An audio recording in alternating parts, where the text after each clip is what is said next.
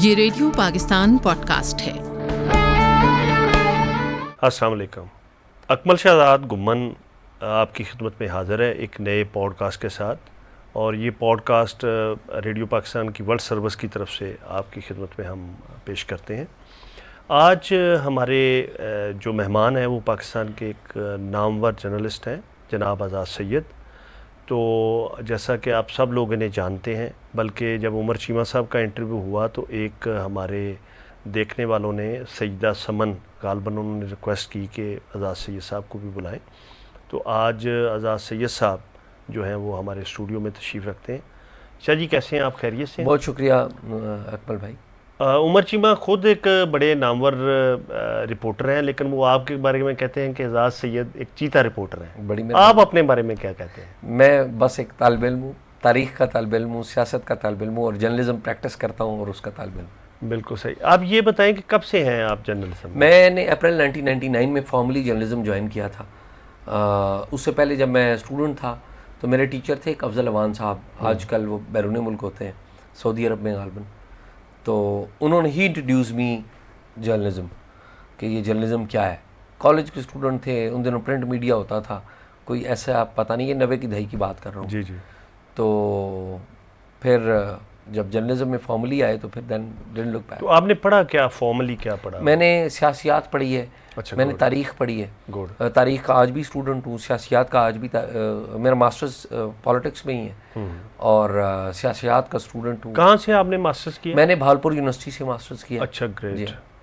तो शाह जी ये ज़रा बताएं कि इब्तदाई तौर पे आपका ताल्लुक जेलम से है? जी, मैं जेलम से ताल्लुक है तो मेरा। इब्तदाई जेलम के साथ एक गाँव है जेलम शहर, अगर इस्लामाबाद से जाएँ तो जेलम से पहले काला गुजरा आता है। जी जी, बड़ा मारूफ गाँव। बड़ा मारूफ गाँव। जी जी। तो उधर से मेरा ताल्लुक है। तो जेलम के तो बड़े इल्मी अदबी जो लोग हैं वो, जैसे गुलजार हैं, जी जी जी, डॉक्टर तारक अजीज़ मरहूम, जी जी, वो हमारे दोस्त पिछले दिनों में वफ़ात पा गए।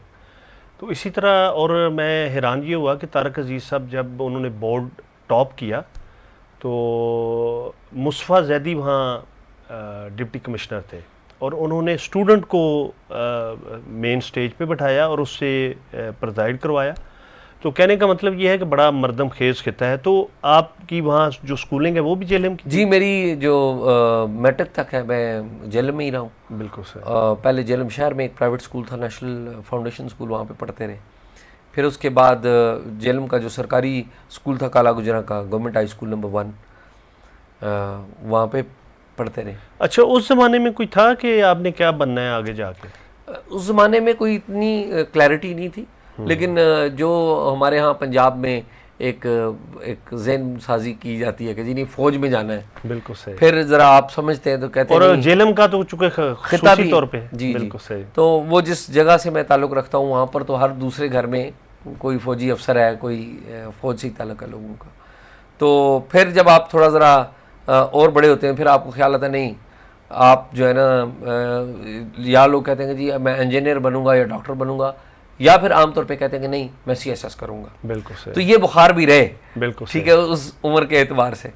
तो फिर with the passage of time, जब when I got introduced to journalism, तो एक होता है ना कि बाज़ पेशों से आप इश्क में गिरफ्तार हो जाते हैं, उनसीयत हो जाती है, उनसी मोहब्बत हो जाती है। तो ये ऐसी इस पेशे से मोहब्बत हुई कि then I didn't look back. नहीं, जिस एज में आपने जर्नलिज्म ज्वाइन किया उस ज़माने में आपने कहा कि आपने टीचर की वजह से किया या आपकी अपनी भी थोड़ी दिलचस्पी थी? नहीं, मैंने इनिशियली अपने टीचर की वजह से किया। मेरे टीचर, एक उर्दू का अखबार था तामीर, तो अफजल अवान साहब वहाँ पर लिखा करते थे। तो my teacher encouraged me. Actually मेरे कॉलेज में एक डिबेटिंग एंड ड्रामा क्लब था, तो उसके सरबराह थे अफजल अवान। H9 कॉलेज की बात बता रहा हूँ आपको। तो मैं कॉलेज की तरफ से एक दो जगहों पे गया तो मैं वहाँ से कॉलेज के लिए इनाम लेके आया, एजाज़ात लेके आया। तो वो टीचर को मुझसे एक थोड़ा सा, एक होता है ना, बाज़ टीचर्स अपने स्टूडेंट्स को बड़ा इनकरेज करते हैं। जी जी। तो मैं अखबारात पढ़ता था एट दैट टाइम, तो करंट अफेयर्स के ऊपर भी बातचीत होती थी। तो ज़ाहिर है जो टीचर्स का एक्सपीरियंस था वो मेरा तो नहीं था, लेकिन मेरे टीचर ने मुझे जो है जिस कहते हैं इनकरेज करना शुरू किया। तो कॉलेज के मैगज़ीन में शामिल किया। मैं कॉलेज के मैगज़ीन में अदारत में था बिल्कुल और मंजिल मैगजीन था, फिर तामीर अखबार में ले गए। तो this is how I got introduced to it. तो तामीर के बाद फिर तामीर में वो तो जब तालिब इल्म था तो उस वक्त तामीर अखबार में 1-2 मजमून लिखे, बड़ा अच्छा लगा। फिर पाकिस्तान अखबार में एक मजमून छपा, वो बड़ा अच्छा लगा।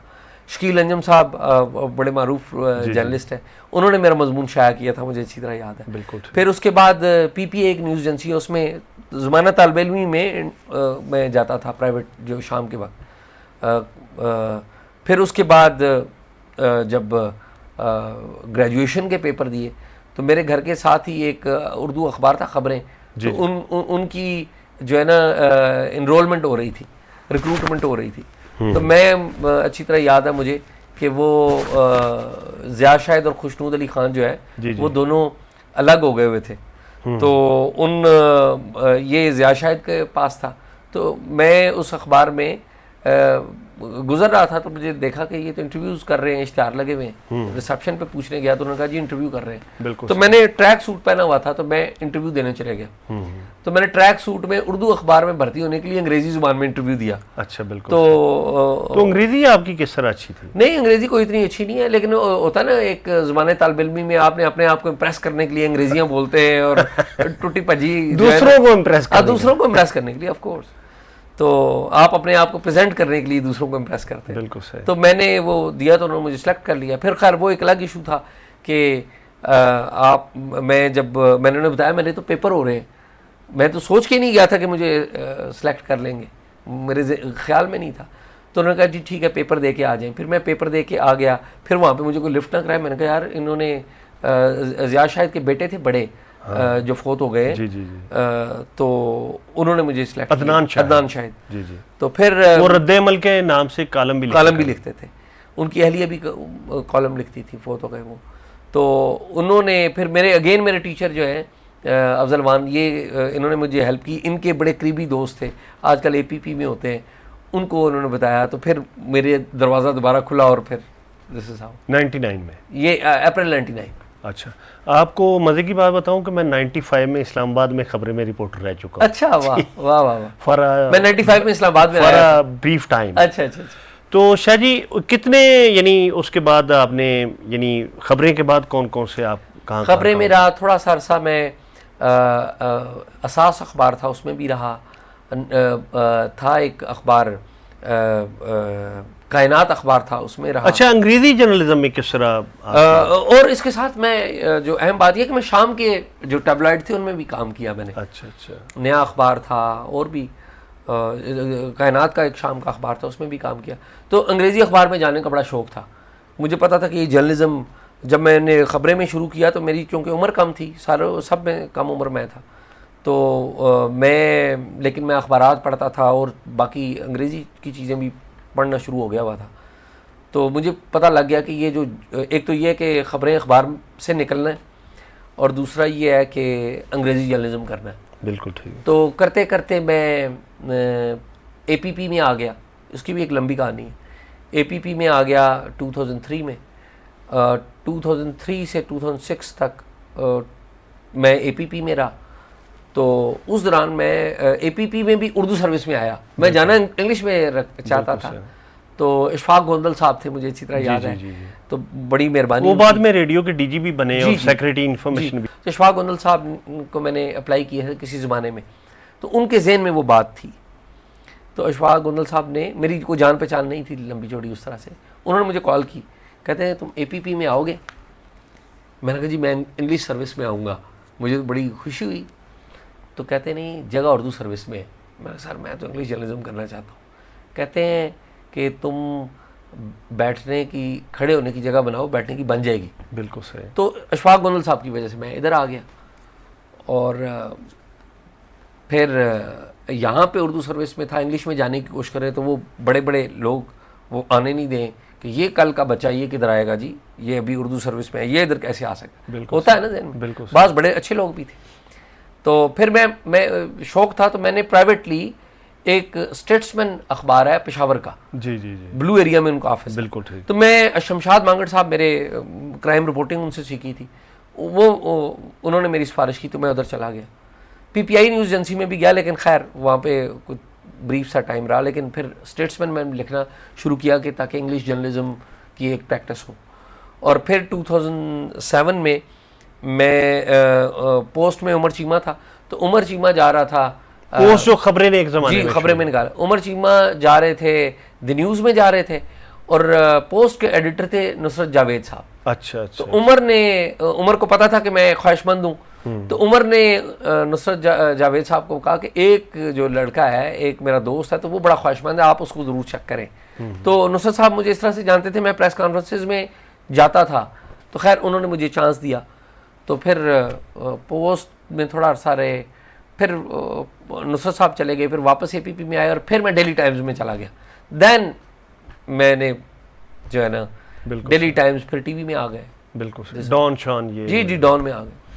अच्छा जी, एक वक्त या द नेशन में भी थोड़ा सा दौरान। अच्छा, ये ज़रा बताइएगा कि जो जिस तरह सोशल मीडिया एक ज़माने में तो उसको संजीदा नहीं लिया जाता था, लेकिन आजकल जो टेलीविज़न है उनको भी एक बहुत बड़ा चैलेंज सोशल मीडिया की तरफ से आ चुका है। तो अब उसमें गो के अभी भी सॉर्ट आउट करना मुश्किल होता है कि सच क्या है झूठ क्या है, वो तो देखने वाले के परसेप्शन पे और उसके नॉलेज पे भी डिपेंड करता है। तो आप इस सारे सिनेरियो को किस तरह एनालाइज करते हैं, सोशल मीडिया, प्रिंट मीडिया और इलेक्ट्रॉनिक मीडिया को? देखें, प्रिंट मीडिया अरूज पे था, तो प्राइवेट मीडिया या इलेक्ट्रॉनिक मीडिया जब आया तो उसने प्रिंट मीडिया को खाना शुरू कर दिया। आज प्रिंट मीडिया प्रैक्टिकली वेंटिलेटर पे पड़ा हुआ है, लेकिन आज से 5 साल बाद टेलीविज़न वेंटिलेटर पे पड़ा होगा। ये प्रोसेस शुरू हो गया है। तो सोशल मीडिया या डिजिटल आपकी प्रेजेंस है, that is more important than your presence on screen. और उसकी एक बड़ी बुनियादी वजह ये है कि जो टेलीविज़न है आपका, वो कंट्रोल्ड मीडियम है। उसके ऊपर बहुत सारे stake holders, power stake holders, वो उसको कंट्रोल करते हैं। अभी तक सोशल मीडिया की कंट्रोल का कोई उस तरह से मैकेनिज्म या नहीं है। लॉज बने हैं, लेकिन जिसे कहते हैं ना कि आप किसी चीज़ को हटा नहीं सकते अनटिल और अनलेस जिसने अपलोड की है वो, क्योंकि उसके ऑपरेटर्स जिस तरह मतलब यूट्यूब है या इंस्टाग्राम है या फेसबुक है, तो उसके जो ऑपरेटर्स हैं वो बाहर बैठे हुए हैं, बाहर भी बैठे हुए हैं। और दूसरी बात यह कि उन्होंने पॉलिसी गाइडलाइंस क्लियर कर दी है ना, कि उन्होंने कहा कि जी आप वायलेंस नहीं रख सकते, बाकी फ्रीडम ऑफ स्पीच दी है, दैट्स इट। बिल्कुल सही। और जल्दी या बदेर हमें भी शायद इन चीज़ों को फिर अल्टीमेटली हम समझते जाएंगे और फॉलो करेंगे। देखिए ना, पूरी दुनिया का जब इन्वायरमेंट चेंज होता है तो ऐसा नहीं हो सकता कि एक मुल्क जो है वो बाकी दुनिया से कट के रह सके। चाइना था, कट के रहता था, आप देखें चाइना में क्या सूरत हाल बदल गई। अच्छा, दूसरा आपने ज़ाती अपना जो सोशल मीडिया पे एक टॉक शो शुरू किया, टॉक शॉक के नाम से, उस तजर्बे को आप किस तरह बयान करेंगे? टॉक शॉक, मैं जियो टीवी में ज़्यादा काम करता हूँ, लेकिन आपको पता है कि यहाँ पे एक रास्ता बनाना बड़ा मुश्किल है। तो मैंने सोचा कि एक एक्सपीरियंस करते हैं। उमर के साथ दोस्ती थी। उससे पहले आप एक यूट्यूब पे किसी के साथ कर रहे थे, राजा आतिफ के साथ। जी, आतिफ तो दोस्त हैं, वो मुझे अपने प्रोग्राम में बुलाते हैं, मैं जाता हूँ, वो तो बड़े अच्छे दोस्त हैं।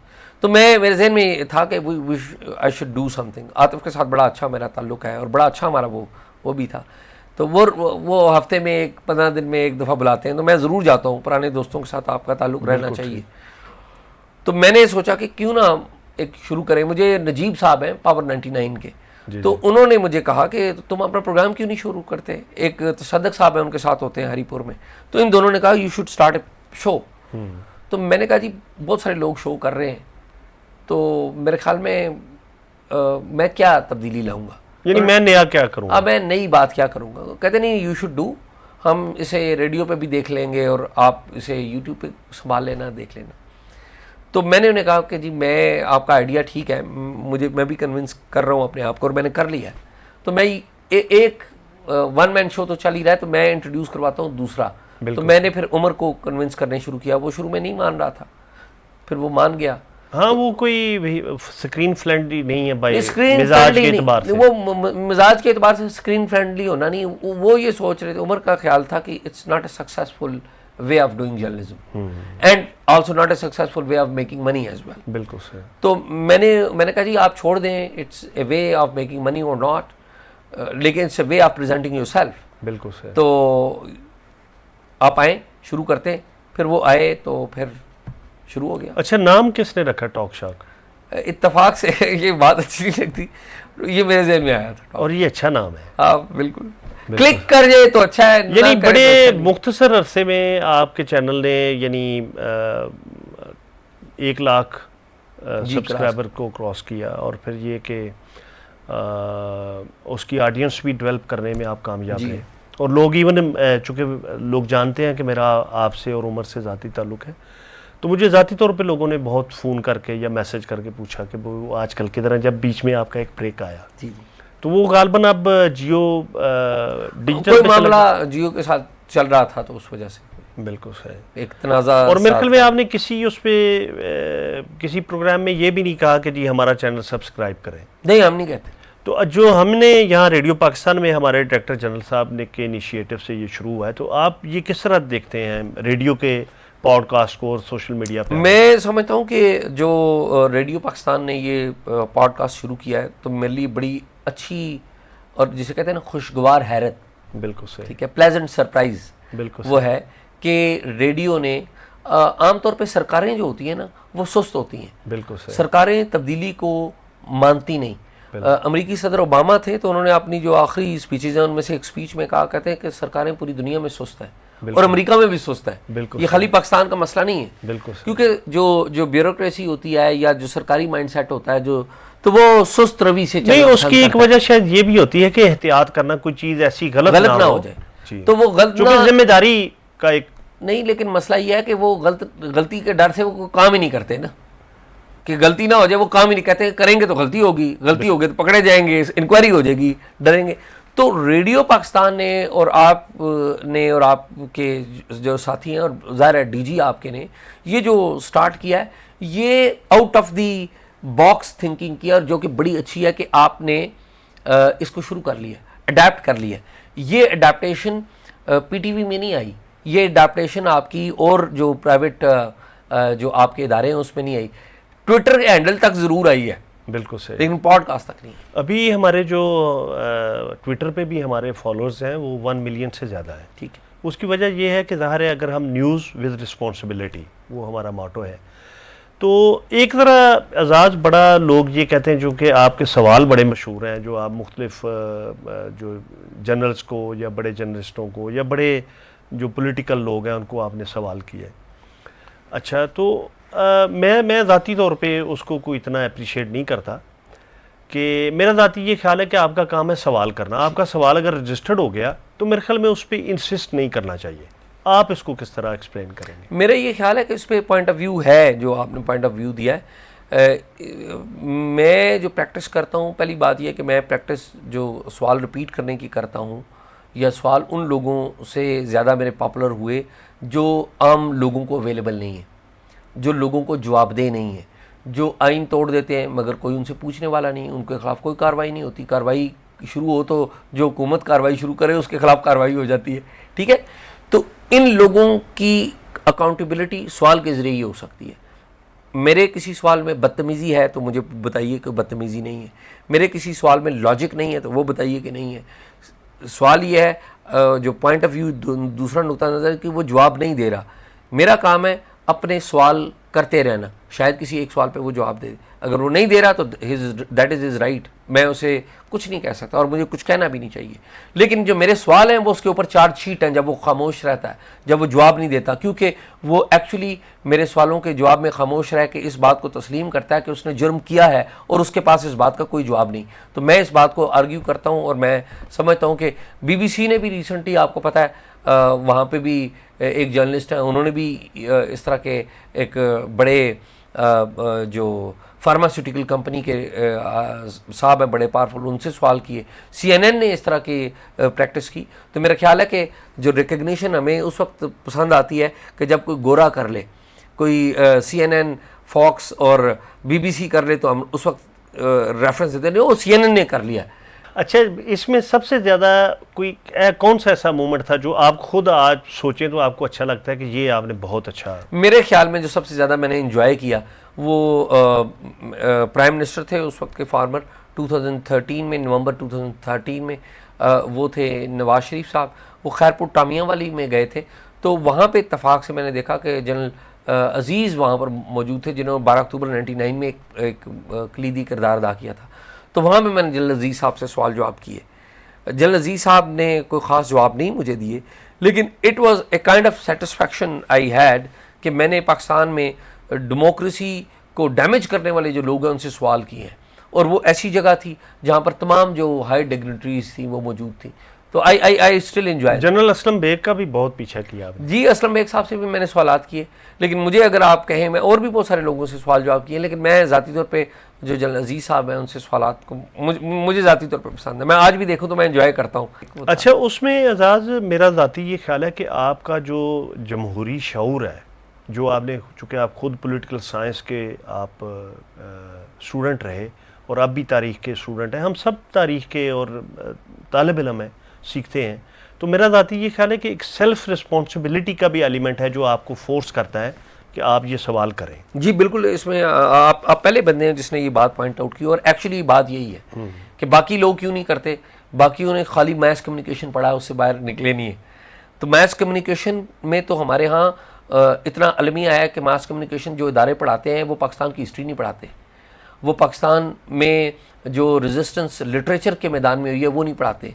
पाकिस्तान में लिटरेचर का मद्दो जज़र क्या रहा है, पाकिस्तान में जो डेमोक्रेसी को डीरेल किया जाता रहा उसके बारे में नहीं पढ़ाते। पाकिस्तान में कॉन्स्टिट्यूशन क्यों टूटे और फिर क्यों बने, और फिर जो 1973 का कॉन्स्टिट्यूशन है उसके साथ क्या कुछ किया गया, ये नहीं पढ़ाते।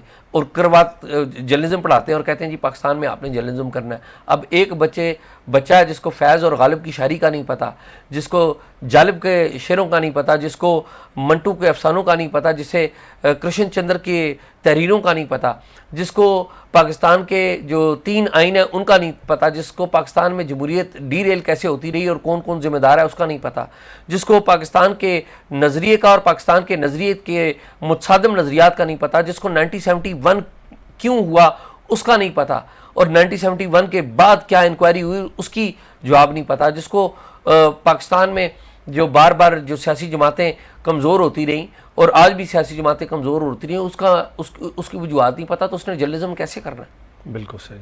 अच्छा एजाज, ये है कि ये ओवरऑल मैंने ये नोट किया है कि जो हमारे पढ़ाने वाले दोस्त हैं वो पढ़ते भी नहीं हैं, और शायद जर्नलिस्ट जो हैं वो भी कम पढ़ते, जर्नलिस्ट भी नहीं पढ़ते। और लेकिन 2 तबकात हैं जो किसी सोसाइटी को इंटेलेक्चुअली आगे लेके जाते हैं। 2-3 तबकात हैं। एक है आपके इंटेलेक्चुअल्स, आपके शायर अदीब। आप पाकिस्तान में शायर व अदीबों का हाल देख लें, ठीक है, कि हमने शायर व अदीबों को इज़्ज़त ही नहीं दी कभी, ठीक है। आज भी आप देख लीजिए पाकिस्तान में 51-52 टीवी चैनल्स हैं, कितने टीवी चैनल्स पर शायरी और अदब के ऊपर कोई प्रोग्राम है, आपको एक चैनल नहीं मिलेगा। कई मॉर्निंग शो में किसी को बुला के इज्जत अफजाई कर देंगे, बच्चों के कोई प्रोग्राम नहीं है, हालांकि पैमरा की तरफ से एक है वो सारा, लेकिन ये कि उस पर कोई अमल दरामद नहीं है, तो हमारे पास वो नहीं है। दूसरी बात यह है कि जो बाकी 2 तबकात हैं जो किसी भी कौम को देते हैं, एक शऊर के वाले से बात करते हैं, वो एक है मीडिया जो डिबेट्स जनरेट करता है, और दूसरा है आपके लॉयर्स जो आपके वकला हैं, वो पटिशन्स दायर करते हैं, अदालतों में जाते हैं, वहाँ पर डिबेट्स करते हैं और उनकी डिबेट्स को मीडिया रिपोर्ट करता है। तो एक सोसाइटी में तब्दीली आती है, पॉजिटिव तब्दीली आती है। आप देख लें कि ये जो तीनों तबकात हैं, जो हमारे शायर और अदीब हैं उनको हमने इज़्ज़त नहीं दी, जो जर्नलिस्ट हैं उनको तालीम नहीं दी और उनको पढ़ना नहीं सिखाया और वो पढ़ते नहीं है, ठीक है। और जो हमारे वकला हैं आप देख लिए, वकला क्या वैंडलिज्म कर रहे हैं, तो इसका मतलब तो ये है कि हमने इन सारी जगहों पे तवज्जो नहीं दी।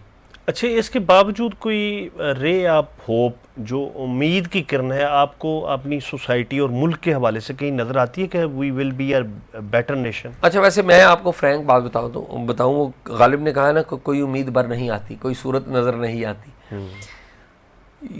बहुत सारी चीज़ें हैं जिनके इशारे आप देखें ना वो अच्छे नहीं हैं, लेकिन पाकिस्तान की जो सर्वाइवल है वो सिर्फ एक बात में है कि जब आपकी पार्लियामेंट और आपकी सियासी जमातें मजबूत होंगी, जिस दिन आप अपनी सियासी जमातों के अंदर शऊर ले आएंगे और पार्लियामेंट को बेहतर कर लेंगे, उस वक्त पाकिस्तान का सर्वाइवल सिर्फ और सिर्फ डेमोक्रेसी की स्ट्रेंथनिंग से है, नहीं होगी स्ट्रेंथन, आज जो डेमोक्रेसी का हाल है वही पाकिस्तान का हाल है।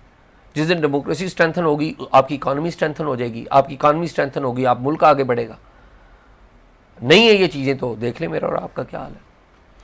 अच्छा, ये ज़रा बताइएगा कि जो हमारी सियासी जमातें हैं उनका जो रवैया या ओवरऑल कंडक्ट होता है वो भी बाज़ औक़ात डेमोक्रेसी को, जमहूरियत को कमज़ोर करने का बायस नहीं? मेरा नहीं ख्याल कि बात आप गलत कर रहे हैं, ये ऐसा ही है।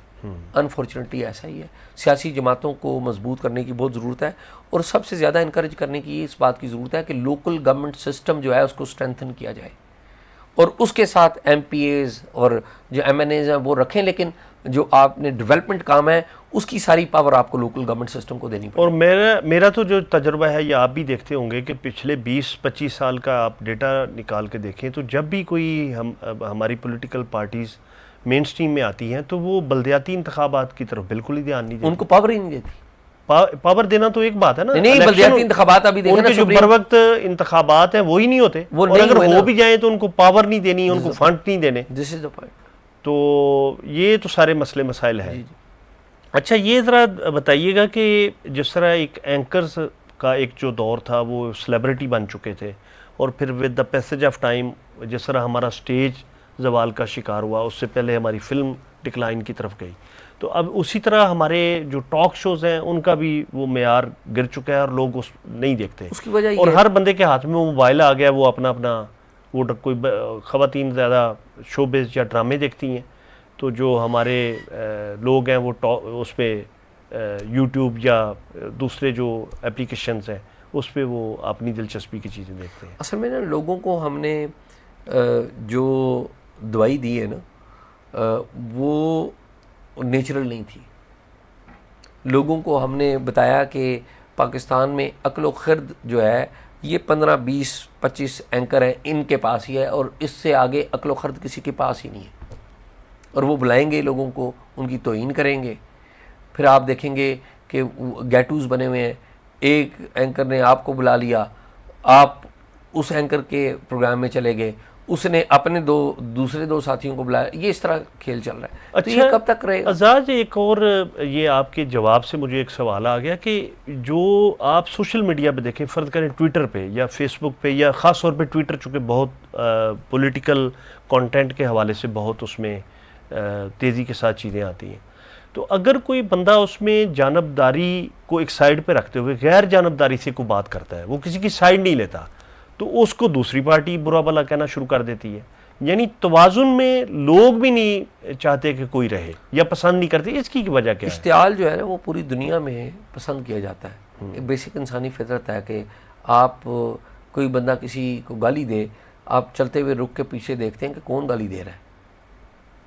हालांकि होना तो ये चाहिए कि आप आगे गुजर जाएं कि ये गाली दे रहा है, ये तो कोई अच्छा काम नहीं कर रहा, या आपका काम हो कि आप कोई उसको नज़रअंदाज करें, लेकिन लोग खड़े होकर देते हैं। दो बंदे झगड़ रहे हो तो पूरा बाजार रुक जाता है। आप ज़रा ये देखें कि जिस तरह हमारे जर्नलिज्म में भी बड़ी आला रवायात के लोग रहे हैं, जिस तरह ज़ियाउद्दीन साहब थे, हुसैन नकी साहब हैं, या उससे पहले बरना साहब थे, यानी ऐसे मनु भाई हैं, ऐसे बेशुमार लोग हैं कि जिन्होंने वैल्यूज़ को लेके आगे आए। तो यह क्या एक जर्नलिस्ट पे ये फ़र्ज़ आयद नहीं होता कि वो उस रिस्पॉन्सिबिलिटी को लेके आए लोग, ताकि सोसाइटी की तहजीब और सियासी शऊर भी पैदा करें? जर्नलिस्ट का तो सबसे पहले जिम्मेदारी होती है ना, लेकिन मसला ये है कि जब टीवी जर्नलिज्म अरूज पे आया तो हुआ ये कि जो पावर के प्लेयर्स हैं उन्होंने अपने अपने बंदे बीच में डालने शुरू कर दिए। अब टीवी जर्नलिज्म में कितने हैं जो प्रोफेशनल जर्नलिस्ट हैं और कितने हैं जो छाता बरदार हैं, सॉरी, बिल्कुल सही, ठीक है। तो इशू ये है कि वो तो ऊपर से आ गए, उनको पता ही नहीं, पाकिस्तान अगेन इन लोगों को पता ही नहीं है, और वो सिर्फ इस बात पे खुश हैं कि मैंने फलां को बुला लिया और उसकी लड़ाई करवा दी, आज मेरी रेटिंग्स ऊपर आ गई। बिल्कुल सही। और हालांकि ये कोई काबिल फ़ख्र बात है, ये काबिल फ़ख्र बात ये है कि आपको ये उसमें से कोई चीज़, कोई बात निकालें जिससे आम लोगों की इतलात में इजाफा हो और आप अपनी तरफ से आपको लगे कि आपने कुछ कंट्रीब्यूट किया। अच्छा एजाज़, मुझे ये पता है कि आपका जो इल्मी अदबी ज़ौक़ है वो भी बहुत आला है, तो अगर मैं आपको कहूँ कि अपनी पसंद का आखिर में कुछ शेर सुनाए तो आप कौन सा शेर सुनाना पसंद करें? बड़ा मुश्किल, ये बड़ी मुश्किल बात है। आपको शेर ज़्यादा आते हैं? नहीं अकमल भाई, शेर जो होते हैं ना, शेर या पोइट्री जो होती है वो होती है वो वक्त के ऊपर होती है। नहीं, कोई कि हॉन्ट आप करती है, कोई ऐसी नज्म, कोई ऐसी गज़ल, कोई ऐसी शेर जो आपको हॉन्ट करते रहते हो? देखे ना, हालात जो है ना कि अब मैं और आप गुफ्तगू कर रहे थे तो आपने कहा जी क्या उम्मीद है, तो मैंने आपको गालिब के 2 शेर सुना दिए, ठीक है। तो ये हालात के मुताबिक होता है, माहौल के मुताबिक होता है। ये बड़ा मुश्किल होता है, मुझे कोई कहे कि जी शेर सुना दो तो मुझे नहीं याद आते, लेकिन गुफ्तगू में चलते चलते कोई जिस तरह मुहावरा हम इस्तेमाल कर लेते हैं जी उस तरह। आज़ाद सईद साहब, बहुत शुक्रिया बड़ी कि आप तशरीफ़ लाए और हमारे देखने और सुनने वालों से आपने गुफ्तगू की। तो इंशाअल्लाह अज़ीज़ अगले किसी प्रोग्राम में हम आपको दोबारा ज़हमत देंगे। Thank you very much. बहुत शुक्रिया।